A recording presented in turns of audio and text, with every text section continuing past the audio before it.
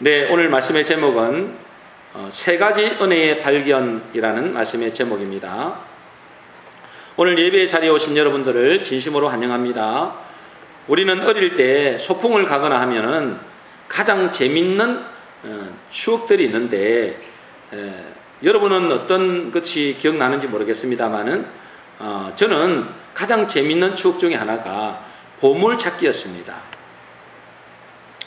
이 보물을 이제 선생님들이 숨겨놓고 그것을 찾는 사람들은 그 찾은 보물만큼 이렇게 상품을 주잖아요. 그런데 그 보물을 찾으면 뭐 특별한 대단한 선물을 주는 것도 아니에요. 뭐 공책 몇 권 주기도 하고 그때 당시는 또 연필이나 이런 학용품을 주기도 하죠. 대단한 선물을 주는 것도 아닌데도 그 선물을 찾는 그 설레임이 있잖아요. 그리고 찾았을 때 그 기쁨은 이루 말할 수 없습니다. 그죠? 환호성을 지르잖아요. 세상은 하나님이 이 세상에서 보물을 감추어 두고 그것을 찾아가는 과정인 것 같습니다. 그래서 하나님의 진짜 보물은 감추어져 있다라고 이야기하세요. 마태복음 13장 44절에 보면 이렇게 되어 있습니다. 우리 같이 읽겠습니다. 시작. 천국은 마치 밭에 감추인 보화와 같으니 사람이 이를 발견한 후 숨겨두고 기뻐하여 돌아가서 자기의 소유를 다 팔아 그 밭을 사느니라. 여러분, 천국은 마치 밭에 감춘 보화 같다. 보화가 어떻게 되어 있다고요? 감추어져 있다. 어디에? 밭에. 이 밭은 이제 세상을 말합니다. 이 세상에 그 보화가 어찌해야 된다고요? 감추어져 있대요. 그러니까 어째요? 우리는 이 세상에 보화를 찾는 그런 보물 찾기 그런 과정이라는 거예요. 오늘 본문에서 보면 하나님 우리에게 세 가지 은혜의 보화를 말씀하고 있습니다. 우리가 그것을 발견할 때 우리는 최고의 축복의 사람이 되겠죠. 그런데 어떤 사람은 겨우 그런 것에 무슨 중요한 보화냐라고 생각할 수 있어요. 그러나 그것에 눈을 뜬 사람은 그 가치를 알게 되고 최고의 보화임을 알게 됩니다. 그러면 하나님 우리에게 베푸신 세 가지 은혜의 보화가 뭐냐? 먼저 우리가 발견해야 될 은혜의 보화는 골로새서 3장 3절입니다. 우리 간단한데 같이 읽어보겠습니다. 시작. 이는 너희가 죽었고 그렇습니다. 여러분, 이것이 보화라는 거예요. 이는 너희가 죽었고. 아니, 죽는 것이 무슨 은혜고 죽는 것이 무슨 보화일까요? 여기서 죽음은 무슨 죽음이냐? 원어적으로 보면 헬라어로 이렇게 되어 있습니다. 그죠? 아포드네스코라고 되어 있죠? 이 아포는 무엇에서부터 드네스코는 죽다라는 것이거든요. 제가 이 의미를 보니까 어디에서 죽는 것이냐? 세상에서 죽는 것이고 옛 사람에게서 죽는 것이고 죄의 몸에서 죽는 것이다 라고 하는 거예요. 여러분도 잘 알다시피 우리의 옛사람은, 그죠? 우리의 옛사람은 아담의 후손으로 죄로 말미암아 이미 무슨 선고를 받은 거예요? 저주와 영원한 죽음의 선고를 이미 받았습니다. 여러분, 저 세상 사람들은 아담의 후손이잖아요. 그 사람들은 이미 무슨 선고를 받았다고요? 저주와 영원한 죽음의 선고를 받았어요. 그런데 하나님이 이 죄의 몸을 예수 그리스도와 함께 어떻게 했다는 거예요? 죽었다고 말씀하십니다. 로마서 6장 4절입니다. 우리 같이 읽겠습니다. 시작. 그러므로 우리가 그의 죽으심과 합하여 세례를 받음으로 그와 함께 장사되었나니. 그랬죠? 우리가 예수 그리스도와 함께 장사되었다는 거예요. 그래서 이 죽음이 최고의 보화라는 거예요. 최고의 은혜의 보화를 발견하는 것이다. 여러분은 이 죽음을 발견하셨습니까? 아, 나의 사람이 저 십자가와 함께 죽었구나. 여러분, 이것이 발견되어졌어요? 이 죽음을 발견하는 것이 엄청난 보화를 발견하는 것과 같습니다. 많은 사람들이 이 은혜의 보화를 발견하지 못한 사람도 많습니다. 그저 눈에 보이는 부활을 찾으려고 막 애를 쓰고 있죠. 그런데 이 죽음의 은혜가 발견된 사람에게는 최고의 부활을 발견한 것과 같습니다. 왜 그럴까요? 이 죽음이 왜 그렇게 중요한 은혜의 부활일까요? 그것이 발견될 때 우리는 마침내 뭐가 되는 거예요? 죄와 저주와 사망의 근세에서 법적으로 완전히 해방되기 때문에 그렇습니다. 여러분은 운명을 바꾸고 싶습니까? 모든 사람들이 다 자기 인생이 가치 있는 인생, 의미 있는 인생을 살고 싶어 하죠. 그런데 문제는 뭐냐면 옛사람의 모습으로는 절대로 운명을 바꿀 수 없다는 것입니다. 변해보려고 애를 쓰지만은 또 원래대로 돌아와 버려요. 그 이유는 뭘까요? 우리의 이 육신은 있잖아요. 우리의 옛사람인 이 육신은 이미 사망으로 끝나버리는 프로그램화되어 있다는 거예요. 프로그램. 여러분, 이 우리가 지금 갖고 있는 이 휴대폰이나 이 기계들은 다 프로그램화되어 있습니다. 그죠? 이 프로그램으로 이렇게 이 결과가 나옵니다. 그 이상도 이하도 안 나와요. 딱 프로그램화되어 있는 것처럼 나옵니다. 우리 인생도 마찬가지라는 거예요. 우리 옛사람도 이미 프로그램화되어 있다는 거예요. 뭐 이렇게 사나 저렇게 사나 결국은 뭐요? 사망으로 끝납니다. 그죠? 뭐 이 성공한 사람도 있을 것이고 실패한 사람도 있을 것이고 또 부자로 사는 사람도 있을 것이고 가난한 사람도 있겠지만은 그 결과는 뭐요? 딱 프로그램화되어 있다는 거예요. 사망으로 끝납니다. 그것을 보고 뭐라 하느냐? 운명이라 그래요. 운명. 그걸 보고 또 다른 말로 사주팔자라 그럽니다. 그 세상 사람들은 자기 팔자대로 산다 그러고 운명대로 산다 그러잖아요. 나의 사람이 죽지 않고는 절대로 이 운명은 바꿀 수가 없습니다. 운명을 바꾸는 길은 뭐라고요? 나의 사람이 죽는 것 말고는 길이 없다는 거예요. 제가 아는 목사님의 이야기인데요. 그 목사님에게 어떤 학생이 찾아왔습니다. 자기 어머니가 점을 봤는데 점쟁이가 말하기를 네 아들은 대학 들어갈 팔자가 아니라는 거예요. 네 아들은 대학 들어갈 팔자가 아니다. 그래서 자기가 어릴 때 몇 번 교회 다녀본 경험이 있어가지고 이 목사님을 찾아와서 물어보는 것입니다. 목사님, 점쟁이가 말하기를 점쟁이가 내 운명도 알아맞추나요? 목사님이 그렇다. 그러면 나는 아무리 공부를 열심히 해도 대학에 못 들어가나요? 그게 중요한 게 아니다. 그럼 뭐가 문제인가요? 뭐가 중요한가요? 너는 하나님을 모른다. 하나님을 모르면 마귀의 자녀다. 그렇죠? 하나님의 자녀 아니면 마귀의 자녀잖아요. 너는 하나님을 모르기 때문에 마귀의 자녀야. 그 마귀의 자녀는 마귀가 그의 운명을 지고 있다. 그렇잖아요. 그죠? 그래서 너는 너의 그 운명대로 살 수밖에 없다. 연월일시, 이거를 보고 사주라 그럽니다. 네 가지 기둥, 연월일시, 그게 사주라 그러거든요. 여기에서 간지, 10간과 12지가 있거든요. 그것을 붙이면 팔자가 됩니다. 8개 팔자. 그것을 사주팔자라고 그래요. 너는 그 사주팔자대로 살 수밖에 없도록 운명되어져 있다. 그러면 나는 대학에 못 가나요? 물어봤어요. 대학이 문제가 아니고 거기서 빠져나와야 된다. 그 운명에서 빠져나와야 된다. 그러면 그 운명에서 어떻게 빠져나옵니까? 운명사주팔자에 있는 너는 거기서 죽어야 된다. 그러면 어떻게 죽습니까? 하나님의 아들이신 예수 그리스도가 이 땅에 오셔서 너의 애사랑과 함께 십자가에서 죽었다.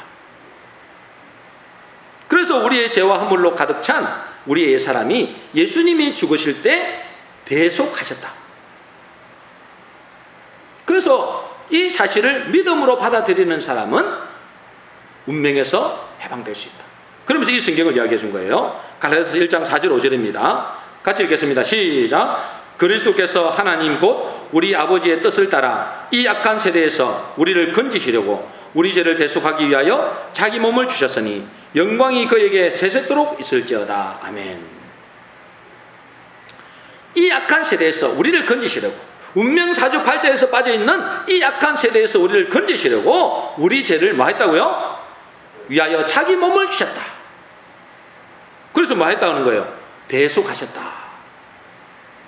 그래서 요한복음 1장 12절을 이야기해 준 거예요. 그래서 이 사실을 믿는 자마다, 영접하는 자, 곧 그 이름을 믿는 자마다 하나님의 자녀가 되는 권세를 주셨다.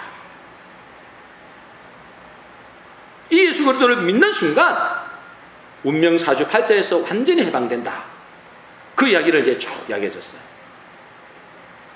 그 학생이 이 복음의 말씀을 듣고 그 자리에서 예수님을 믿고 영접했습니다. 그리고 그는 그 운명에서 해방됐죠. 그리고 그는 어디에 갔느냐? 나중에 동아대 의대를 가게 됩니다. 여러분, 동아대 의대가 뭐 아무나 갑니까? 의대가 아무나 가는 게 아니잖아요. 전체 뭐 1, 2% 안에 들어가야 되잖아요. 그리고 이 학생은 교회의 신실한 청년이 되었고, 이 학생은 말 그대로 운명사주팔자에서 완전히 해방되게 됩니다. 여러분, 하나님이 우리 인간에게 주신 첫 번째 은혜의 본물이 보아가 이 말씀입니다. 무슨 말씀이라고요? 이는 너희가 죽었고 그랬습니다. 이게 놀라운 복음이에요. 그죠? 너희 옛사람이 죽었다는 말. 시제가 뭔가요? 시제라는 게 뭐 시간이잖아요. 시간이 뭘까요? 너희가 죽었고 할 때 이 시제는 과거 시제입니다. 그죠? 과거. 죽었다. 이미 죽었다는 거예요. 앞으로 죽을 것이다도 아니에요. 이미 죽었다. 이것을 믿고 받아들이면 우리는 더 이상 어디에 묶이지 않는다고요? 운명과 사주팔자에 묶이지 않는다는 거예요. 마귀는 더 이상 우리를 자기 마음대로 해코지할 수가 없습니다. 왜 그럴까요? 해코지할 근거가 사라진 거예요. 그 죄의 몸이 있어야, 그 옛사람의 몸이 있어야만이 그 사람을 지배하고 그 사람의 운명을 좌지우지할 수 있는데, 그 옛사람이 죽어버렸으니까 더 이상 해코지할 근거가 사라진 거예요. 이것은 하나님 우리에게 베풀어 주신 놀라운 은혜의 복음입니다. 이것이 발견된 사람은 진짜 보화를 발견한 거예요. 여러분은 이 진짜 은혜의 보화를 발견하셨습니까? 그렇다면 여러분은 정말로 최고의 축복된 사람이라는 것입니다. 여러분, 우리의 이는 너희가 죽었고 우리가 죽었다. 이 사실이 여러분에게 발견되어져야 됩니다. 이것이 뭐기 때문에 그래요? 보화기 때문에 그렇습니다. 두 번째 우리가 발견해야 되는 은혜의 보화는요, 골로새서 3장 1절입니다. 우리 같이 읽어보겠습니다. 시작. 그러므로 너희가 그리스도와 함께 다시 살리심을 받았으면 위의 것을 찾으라. 우리의 사람이 예수 그리스도와 함께 죽었다면 이제는 뭐가 된 거예요? 그리스도와 함께 다시 살리심을 받은 존재임을 발견해야 된다는 것입니다. 여러분, 이것을 발견해야 돼요. 여기에 대한 눈을 떼야 돼요. 왜 예수 믿는 성도들이 세상 사람들처럼 살까요? 예수 믿는데 세상 사람들과 똑같이 사는 사람들이 너무나 많잖아요. 왜 그렇게 살까요? 자기가 다시 태어났음을 모르는 것입니다. 자기 속에 뭐가 있는 거예요? 생명이 있음을 모르는 거예요. 다른 말로 자기 속에 보화가 있음을 모르는 것입니다. 엄청난 보화가 있는데 그것을 모르고 사는 거예요. 그러니까 아무렇게나 사는 거예요. 아무거나 먹고 아무데나 몸을 걸리고 자기 속에 온갖 쓰레기 잡동사니를 다 집어넣는 것입니다. 고린도서 4장 7절에 보니까 이렇게 되어 있습니다. 우리 같이 읽겠습니다. 시작. 우리가 이 보배를 질그릇에 가졌으니 이는 심히 큰 능력은 하나님께 있고 우리에게 있지 아니함을 알게 하려 합니다. 이 보배를 어디에 가졌다고요? 질그릇에 가졌대요. 우리 몸이 질그릇이잖아요. 이 질그릇 속에 뭘 가졌다고요? 보배를 가졌다는 거예요. 근데 예수 믿는 우리는 이 보배를 가졌는데 그것을 모르는 거예요. 그것이 발견되지 않은 겁니다. 그러니까 어째요? 아무렇게나 사는 거예요. 왜 성도들이 예수 믿는데도 이것을 발견하지 못할까요? 왜 발견하지 못하죠? 껍데기를 보는 것입니다. 껍데기. 자기의 의를 바라보는 거예요. 자기의 의. 자기의 겉모습을 바라보는 겁니다. 뭘 바라보지 못하느냐? 하나님의 의를 바라보지 못하는 거예요. 하나님의 의를 보는 눈이 없는 거예요. 자기 속에 하나님의 하나님이 주신 다시 살리심을 받은 새 생명이 있는데도 불구하고 자기의 의를 바라보니까 하나님의 의를 바라보지 못하는 것입니다. 여러분, 저와 여러분들은 내 의로는 절대로 구원받지 못합니다. 새 생명을 얻을 수가 없어요. 하나님의 의를 발견해야 됩니다. 그 하나님의 의가 뭘까요? 여러분, 하나님의 의는 복음입니다. 복음. 로마서 1장 17절에 보면 복음에는 하나님의 의가 나타나서 그랬습니다. 믿음으로 믿음에 이르게 하나니 그랬거든요. 복음에는 뭐가 나타났다고요? 하나님의 의가 나타납니다. 하나님의 의가 뭐냐? 복음이에요. 복음. 자, 하나님의 의가 뭔지 구체적으로 보겠습니다. 로마서 3장 21절 22절입니다. 같이 읽겠습니다. 시작. 이제는 율법 외에 하나님의 한 의가 나타났으니 곧 예수 그리스도를 믿음으로 말미암아 모든 믿는 자에게 미치는 하나님의 의니 차별이 없느니라. 하나님의 의가 뭐라고요? 복음인데 그 복음이 뭐란 말이에요? 하나님의 의가 구체적으로 예수 그리스도를 믿음으로 말미암아 우리가 어떻게 된다고요? 의롭게 된다는 거예요.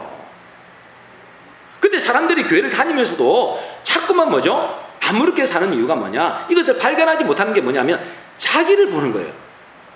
자기를. 여러분들 보세요. 여러분 자신을 한번 바라보세요. 여러분 자신을 바라보면 우리 아까 집사님 기도하신 대로 냄새 나는 것밖에 없어요. 우리 자신을 바라보면 더러운 것밖에 없다니까는. 그런데 그래서 복음을 주신 거예요. 복음이 뭐라고요? 예수 그리스도를 보내셔서 예수 그리스도께서 우리 죄를 위하여 십자가에 죽으심으로 그것을 믿음으로 말미암아 의롭게 된다는 거예요. 그것이 하나님의 의예요. 여러분의 의로서는 절대로 죽었다 깨어나도 의롭게 되지 못해요. 근데 사람들이 뭘 바라본다고요? 자기를 바라보는 거예요. 여러분 하나님의 의를 바라보시길 바랍니다. 하나님의 의는 뭐라고요? 예수 그리스도를 믿음으로 의롭게 되는 거예요. 저와 여러분들 다 예수 그리스도 믿잖아요. 그럼 어떻게 되는 거예요? 하나님이 보실 때 어렵다는 거예요. 여러분 이 하나님의 의를 깨닫는 눈이 열려야 돼요. 보물찾기도 했잖아요. 보물찾기. 여러분 우리 인생은 보물찾기입니다. 하나님이 감추어뒀다니까요. 그 하나님의 눈이 열려야 돼요. 하나님을 보는 눈이, 하나님의 의를 보는 눈이 열려야 돼요. 말씀이 깨닫는 눈이 열려야 돼요. 이 눈이 열린 사람은 자기가 다시 살리심을 받았구나. 내가 예수 그리스도로 말미암아 내가 다시 살리심을 받았구나. 이게 깨달아지잖아요. 그래서 내가 새로운 존재가 되었구나. 내가 새로운 피조물이 되었구나. 그래서 감사하는 거예요. 여러분이 잘나서 여러분이 착하게 살고 바르게 살아서 여러분 어렵게 된 것이 아니고 하나님의 그 은혜로 말미암아 그 하나님의 의로 말미암아 아무 공로도 없이 내가 어렵게 되었구나. 여러분 여기서 감사가 나오고 감격이 나오고 하는 거예요. 지난주에 제가 휴가 기간이었잖아요.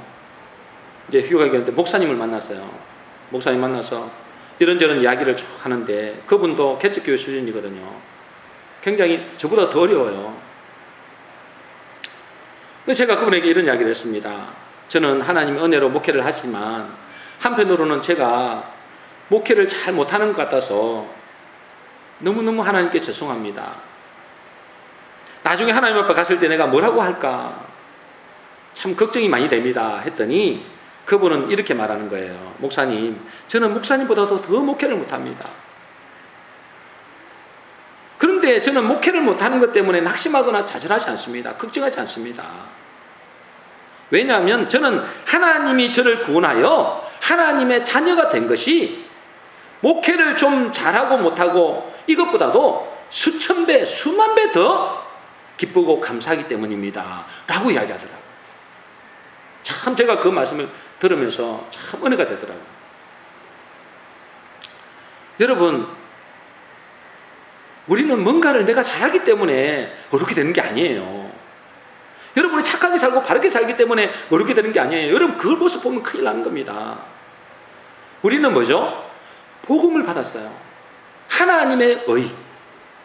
나와 나의 공로와는 전혀 상관없이 하나님의 전적인 뭐요? 일하심으로 말미암아 우리가 그 은혜로 어렵게 된 거예요. 이미 뭐요? 이루어졌어요. 우리를 어렵게 하셨다니까. 그것을 발견하는 눈이 열려야 되는 거예요. 그것을 보화를 발견했다는 거예요. 여러분은 예수 그리스도를 믿음으로 어렵게 되는 이 하나님의 의를 발견하시기를 주의 이름으로 축복합니다. 로마서 6장 11절에 이렇게 되어 있습니다. 같이 읽겠습니다. 시작. 이와 같이 너희도 너희 자신을 죄에 대하여는 죽은 자요 그리스도 예수 안에서 하나님께 대하여는 살아있는 자로 여길지어다. 그렇게 여기라는 거예요. 뭐라고 여기라고요? 너희 자신을 죄에 대하여는 뭐라고요? 죽은 자요.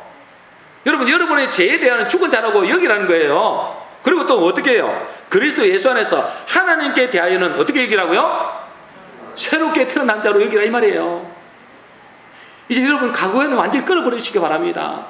분리해야 돼요. 여러분의 옛사람과 내가 분리해야 돼요. 그 옛사람은 죽었다. 나는 새사람이다. 야, 네 모양 네 꼴라. 그러기 때문에 하나님의 은혜야. 그러기 때문에 복음이야. 이렇게 나와야 돼요. 그래서 때로는 예수 믿는 사람은 좀 뻔대가 돼야 됩니다. 뻔대.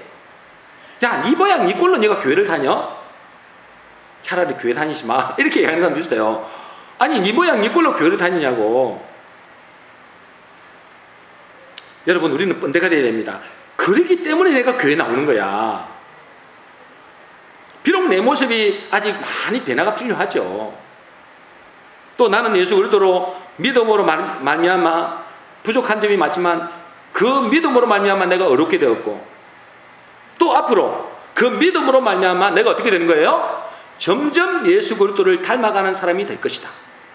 그걸 믿는 거예요. 그럼 믿음대로 된다니까. 틀림없습니다. 믿음대로 갑니다. 그래서 때로는 약간 뻔대가 돼야 돼. 뻔대가. 이런 사람이 뭐가 열린 거예요?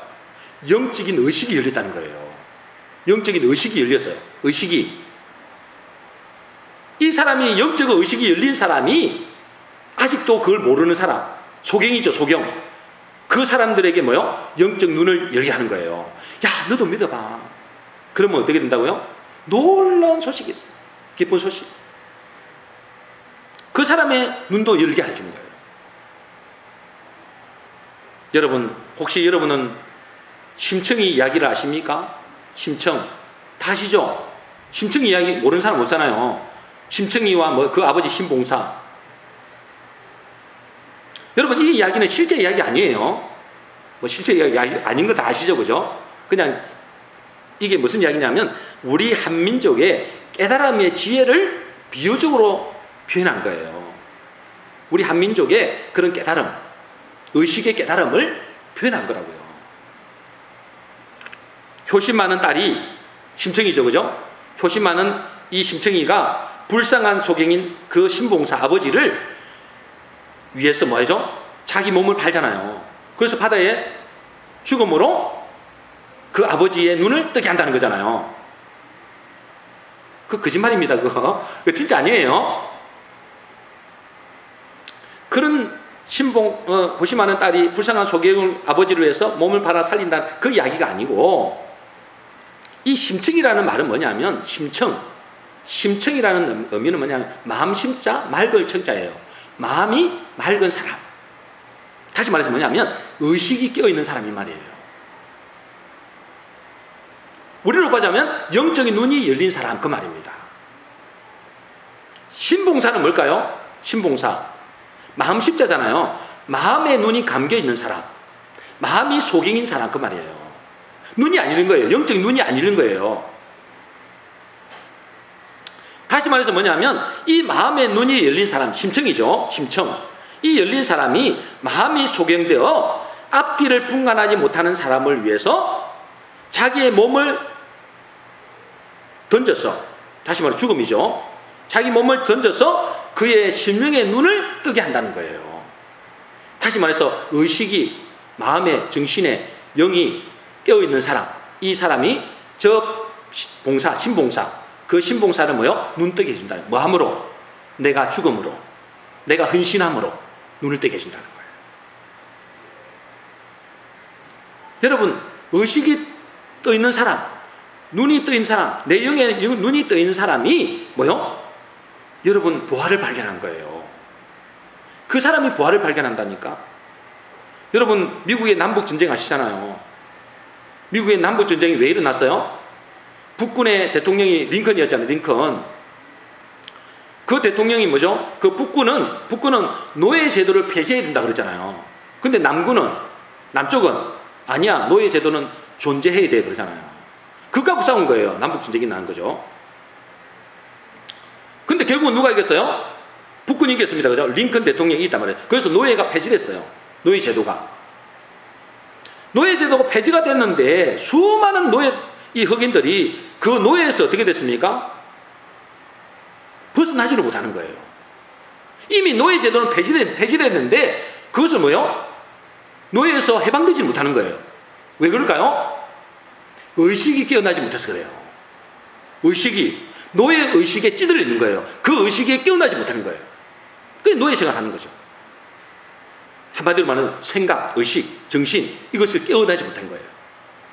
그러니까 노예 생활을 한다니까. 마찬가지로 우리도 마찬가지예요. 우리에게 하나님께서 놀라운 복음을 주셨거든요.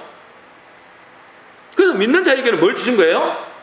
새 생명을 주시고, 믿는 자에게 뭘 주셨어요? 자유를 주시고 해방을 주셨잖아요. 그런데 영의 눈이 안 열리니까, 이 의식이 안 깨어나니까 늘 눌려서 살아요.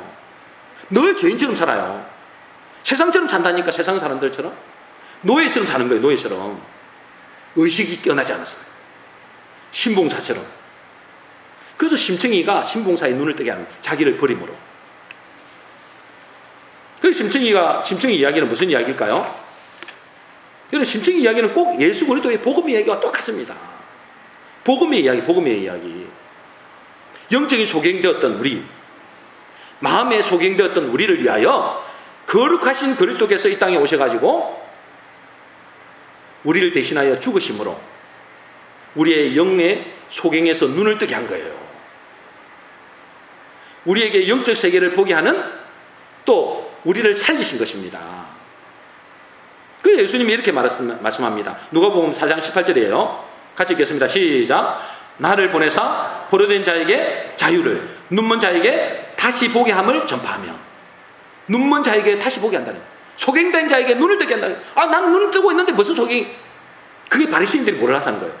영적인 의식의 눈이 감겨지는 거예요. 자유가 없는 거예요. 근데 예수 그리스도께서 이 땅에 오셔가지고 우리를 위하여 죽으심으로 어떻게 됐다고요? 우리를 자유케 하고 눈을 열게 한 거예요. 눈을. 여러분들 눈이 열렸습니까? 저는 벌써 눈이 열렸는데요. 태어나면서도 그거 말고 영의 눈이 열린다 이 말이에요. 영의 눈이 열린 사람은 어떻게 된다고요? 심청이처럼 자기도 자유하게 되고 다른 사람도 자유케 합니다. 눈을 뜨게 해준다니까. 뭐함으로? 헌신함으로. 불쌍하잖아요. 여러분, 이 예수 그리스도를 통해서 나 자신이 다시 살리심을 받은 사람을 깨닫는 것, 그게 뭐예요? 심증이죠. 그 사람이 뭐죠? 영적 눈이 열린 사람이고, 그 사람이 진짜 은혜의 보화를 발견한 사람이에요. 여러분들은 내가 예수 그리스도로 말미암아 다시 살리심을 여러분 믿습니까? 그것에 대한 눈이 열렸습니까? 그럼 여러분은 심증이에요. 여러분들은 마음이 뭐요? 청결한 사람이에요. 눈이 열린 사람. 그 사람이 어떻게 된다고? 자유케 되고 다른 사람을 눈을 뜨게 해주는 거예요. 최고로 복된 사람이죠. 보화를 발견한 사람. 엄청난 보화를 발견한 사람이에요. 그래서 하나님이 우리를 보고 뭐라고 해요? 너희가 가난한 것 같지만 실제는 안 그래. 너희가 최고로 부자야. 부자가 될 정도가 아니고 뭐예요? 많은 사람들을 부욕케 하는 자야. 그게 심층이에요. 저와 여러분들이 이 은혜의 보화를 발견한 자 되시기를 주의 이름으로 축복합니다. 마지막으로 우리가 발견한 은혜의 보화는 골로새 3장 3절 4절입니다. 우리 같이 읽어보겠습니다. 시작. 이는 너희가 죽었고 너희 생명이 그리스도와 함께 하나님 안에 감추어졌습니다. 우리 생명이신 그리스도께서 나타나실 그때에 너희도 그와 함께 영광 중에 나타나리라. 저는 예전에 있잖아요, 이 말씀을 묵상하고 너무 충격을 받았어요. 이 말씀을 어느 날 새벽에 이 말씀을 묵상하는데 너무 충격을 받은 거예요. 뭐 때문에 충격을 받았냐? 이는 너희가 죽었고, 이거는 내가 알겠어요. 이는 너희가 죽었고. 근데 뭘 하죠? 그 다음에 너희 생명이 뭐라 그래요? 그리스도와 함께 하나님 안에 감춰 있다는 거예요. 여러분, 우리는 지금 이곳에 살고 있는데, 그래서 나는 이 생명이 여기 있다고 생각했어요. 그런데 우리의 생명이 어디 있다고 지금? 하나님 안에 감춰져 있다는 거예요. 와, 제가 이걸 발견하고 너무너무 놀랐어요. 그러면 그 뒤에 뭐라 그래요? 그리스도께서 나타나실 그때에, 언젠가 그리스도 나타나시겠죠? 그리스도 나타나실 그때에 너희도 그와 함께 영광 중에 나타난다는 거예요. 여러분, 이 사실을 믿습니까? 내 생명이 하나님 안에 감춰진 사실을 믿느냐 이 말이에요. 왜 이게 중요할까요? 우리의 생명이 하나님 안에 감춰져 있다는 이 사실을 알게 되면 두려움이 없어져요. 그렇잖아요, 그죠? 뭐가 두렵겠습니까? 내 생명이 하나님 앞에 감춰져 있는데 그 뭐가 두렵겠냐 말이에요. 이것이 발견되어지면은 놀라운 담대함이 생깁니다. 근데 이게 잘 왜 안 믿어지죠? 왜 안 믿어질까요? 아니, 내가 지금 여기 있는데 뭐 하나님을 감춰져 있다는 게, 그 자꾸 자기 육신대로 생각하는 거죠. 여러분, 제가 다시 강조드립니다마는, 여러분, 우리는 하나님의 말씀을 믿는 것이지 내 현실을 믿는 게 아니에요. 여러분, 현실은 다 지나간다 했잖아요. 내 육신의 감정은 다 지나가는 것입니다. 이것은 자꾸만 흔들린다니까요. 내 감정대로 되는 것이 아니고 하나님의 말씀대로 되잖아요. 그러니까 뭐예요? 하나님의 말씀에 우리의 생명이 하나님 안에 감춰져 있다 그랬잖아요. 그럼 그걸 믿는 거예요. 여러분, 이것이 발견되어진다, 이것이 믿어진다 이 말이거든요. 이것이 믿어지면 얼마나 담대하겠어요, 그죠? 하나님 안에 감춰져 있는 우리는 누구도 건드리지 못합니다. 그리고 로마서 8장 38절 39절입니다. 같이 읽겠습니다. 시작. 내가 확신하노니 사망이나 생명이나 천사들이나 권세자들이나 현재일이나 장래일이나 능력이나 다른 어떤 피조물이라도 우리를 우리 주 그리스도 예수 안에 있는 하나님의 사랑에서 끊을 수 없으리라. 그렇겠죠. 하나님 안에 우리의 생명이 감춰져 있다면 누가 우리를 건드리겠냐 말이에요. 그것이 사망이나 마귀나 천사들이나 그 어떤 피조물이라도 우리를 건들 수 있다는 거예요. 여러분, 여기에 대한 눈이 열려야 돼요. 그래서 제가 계속 말씀드리죠. 우리의 인생은 뭐 하는 거라고요? 보화를 찾아가는 과정이에요. 눈에 보이는 보화가 아니에요. 그건 보화가 아니에요. 진정한 보화는 뭐예요? 눈에 보이지 않는 것이에요. 그걸 찾아가는 과정이에요. 세상 사람들은 다 신복자처럼 지금 속여 아무것도 안 몰라요. 여러분들이 눈이 떴잖아요. 여러분이 눈이 열릴 만큼 뭐요? 그 보화를 발견한 사람이고, 그 보화를 발견한 사람은 뭐요? 마음에 기뻐하고 감사가 되는 거예요. 그래서 다른 사람들에게 전하게 되는 거죠. 그 사람들을 눈을 열게 하는 것입니다. 여러분, 이것이 여기에 대한 눈이 열리게 되면 어째요? 세상이 감당치 못하는 사람이 되는 거예요. 세상이 감당치 못하는 사람이 되는 거예요. 하나님 안에 내 생명이 감춰져 있다. 그럼 누가 감당하겠어요? 어떤 누가 감당이 되겠냐고요? 여러분, 박보영 목사님 간증을 우리가 화요일 날 예전에 한번 들은 적이 있습니다. 그죠? 그 박보영 목사님의 간증 중에 이런 간증을 들은 적이 있어요. 이 목사님은 노숙자나 버림받은 아이들, 또 조폭이나 이 불황아들을 대상으로 목회를 했잖아요. 그러니 얼마나 힘들고 또 많은 고통을 당했습니다. 근데 그와 함께하는 이 어린 친구들 중에서 한수라는 친구가 있었어요. 한수. 근데 이 친구는 나이는 아마 고등학생이나 이렇게 됐는지 모르겠는데 키가 아주 작은 거예요. 초등학교 정도수. 왜? 못 먹었으니까. 어릴 때부터 버림받아서 못 먹은 거예요. 그러니까 키는 어린 나이 초등학교 수준. 그리고 나이도 그렇게 많지도 않아요. 그런데 어느 날 이 한수라는 아이하고 차를 타고 교회를 가는데 그쪽에는 다 우범지대다 보니까 이 조폭들, 깡패들 이런 게 쫙 깔린 거예요. 그러나 그날따라 이 조폭들이 그 앞에서 다 서성거리고 있는 거예요. 그러니까 막 사람들을 위협하고 그렇게 하고 있는 거죠. 이 목사님도 참 난감한 상황인 거예요. 그래 어떻게 해야 될지 몰라가지고 목사님도 차 안에서 이렇게 발을 동동 거리고 있는데 이 한수라는 아이가 그 모습을 딱 보더니 자기가 나가는 거예요. 그 나가가지고 그들에게 가까이 가더니 그 조폭들에게 뭐라고 이야기하는 거예요. 뭐라고. 그렇게 뭐라고 이야기하니까 그 조폭들이 한 사람 두 사람씩 다 도망을 가는 거예요. 그래서 목사님이 참 신기하다. 저 도대체 무슨 이야기를 했길래 저놈들이 다 도망을 가지? 그래서 들어왔길래 그 한수에게 물어봤어요. 너가 도대체 무슨 이야기를 했길래 저놈들이 다 도망을 치냐? 그러니까 그 한수라는 아이가 말하기를 별말 안 했어요.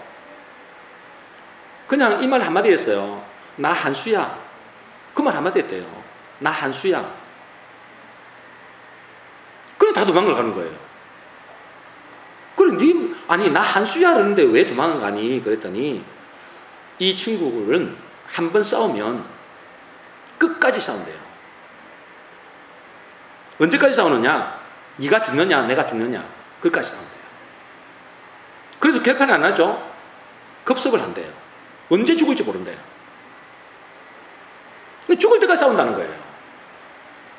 그러니 아무리 덩치가 크고 뭐 조폭이라 해도 그 아이의 말만 들으면 겁을 내는 거예요. 그러니까 그 아이는 그야말로 그 세계에서 무슨 존재가 하는 거예요. 여러분, 우리도 그 아이처럼 우리는 이 세상과 싸워야 됩니다. 근데 그 아이는 뭐요? 그 아이가 우리는 좀 다릅니다. 그죠?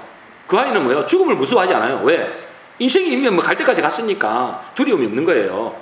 죽으면 죽는 거지. 이렇게 싸우는 거예요. 그런데 우리는 뭐요? 보장이 돼 있잖아요.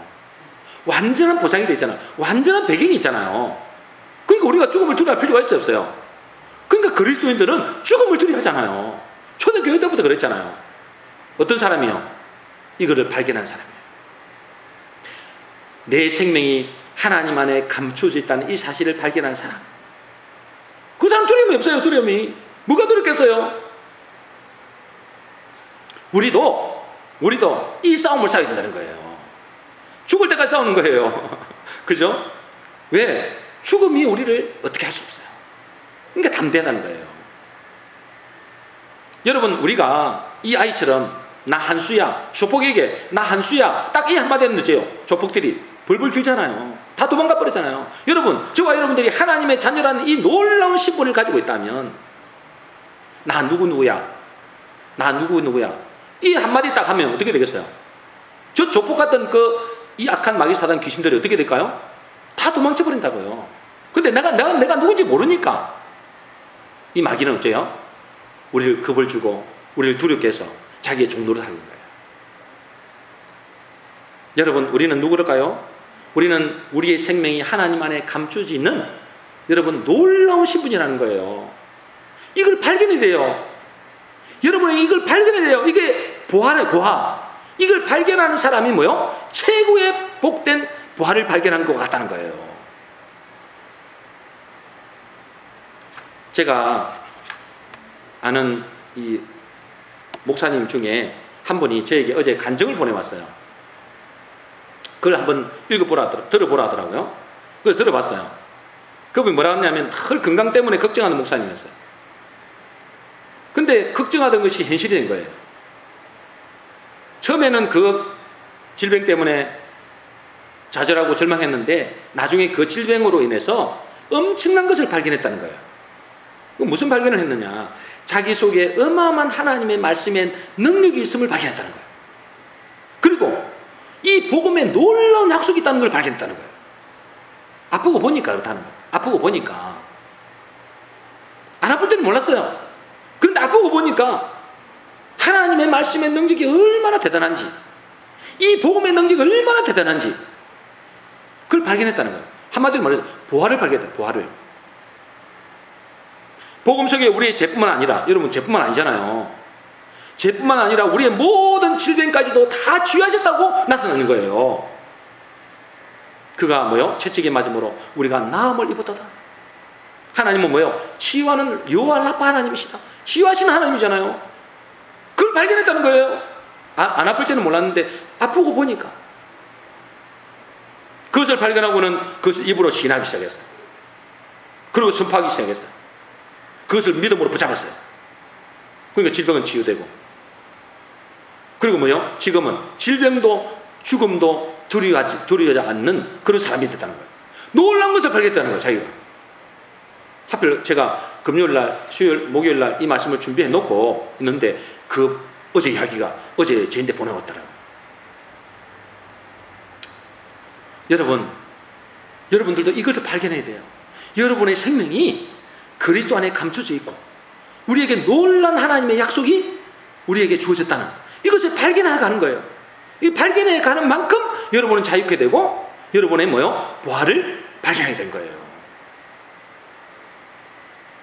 여러분, 예수 믿는 우리 속에는 엄청난 보화가 감춰져 있습니다. 그죠? 내 안에 하나님이 계시고 우리 생명이 그분 안에 있고, 그러므로 우리는 그분의 보호 아래에 있다. 그러니 어떤 것도 우리를 해코하지 하지 못한다. 이것을 발견해야 됩니다. 이것을 발견할 때 그 한수라는 아이처럼 당당해지는 거예요. 담대해지는 것입니다. 죽음도 그 목사님처럼 두려워하지 않게 되는 거예요. 그래서 서두에서 제가 말씀드린 대로 인생은 뭐와 같다고요? 보물찾기다. 보물찾기. 보물찾기처럼 우리 인생을 살아가야 됩니다. 세상의 보화 말고 세상의 보화를 찾으러 가지 마세요. 그 세상의 보물은 보화가 아니에요. 보화는 눈에 보이지 않는 것이 됐어요. 그 보화가 내 질그릇 속에 안에 있다는 거예요. 그걸 발견하는 거예요. 발견한 만큼 자유를 누리고 발견한 만큼 축복을 누립니다. 이 보화를 발견해야 돼요. 하나님의 보화를 발견한 사람은 대박 인생이 됩니다. 그러나 하나님의 보화를 발견하지 못한 사람은 쪽박 인생이 됩니다. 여러분, 대박 인생이 되고 싶습니까? 쪽박 인생이 되고 싶습니까? 아니, 여러분이 이미 주어졌다니까. 발견하는 만큼 대박 인생이 되는 거예요.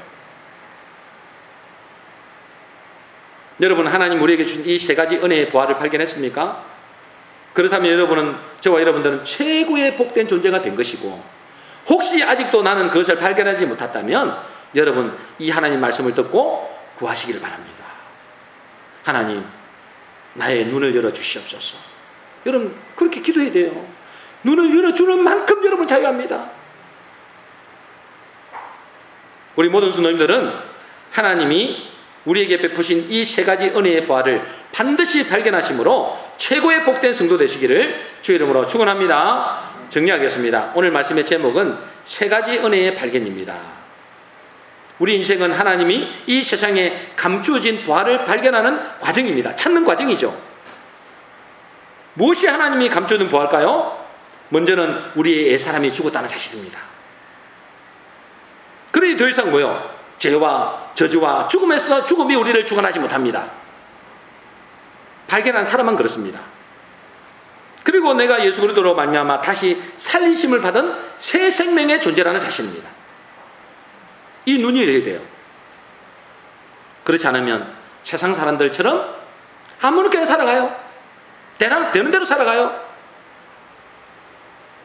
주님은 분명히 말씀하십니다. 우리가 이 보배를 질그릇에 가졌다. 그러니 이 보배를 발견하는 사람은 어떤 사람이 될까요? 심청이 됩니다. 심청. 마음이 맑은 사람, 의식이 깨어있는 사람, 영안이 열린 사람이 되는 것입니다. 그 사람이 신봉사의 눈을 열게 하는 것입니다. 마지막으로 우리의 생명이 하나님 안에 감추어져 있음을 발견해야 됩니다. 이것이 발견된 사람은 담대해집니다. 두려움이 없어집니다. 우리 모든 성도님들은 이 세 가지 은혜의 보배를 발견하심으로 최고의 축복된 인생 되시기를 주의 이름으로 축원합니다.